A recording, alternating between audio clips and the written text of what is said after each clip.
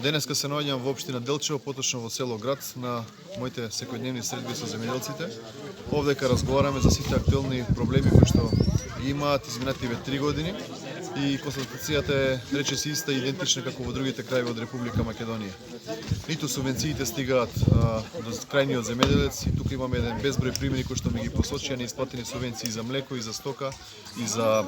житни култури, исто така ниту од оние дополнителни субвенции кои што ги ветеа по однос на откупот на сливата се уште не се стигнати во општина, во ова село и овие земјоделци кои што јас разговарав денеска.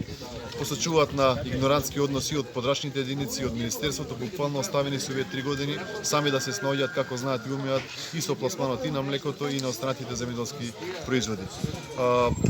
Ова е реалноста во Република Македонија и тука се среќаваме со на таква ситуација дека навистина земјоделците не се поддржани од државата на начин кој што треба да го имаат она потпора во однос на пласирање нивните земјоделски производи.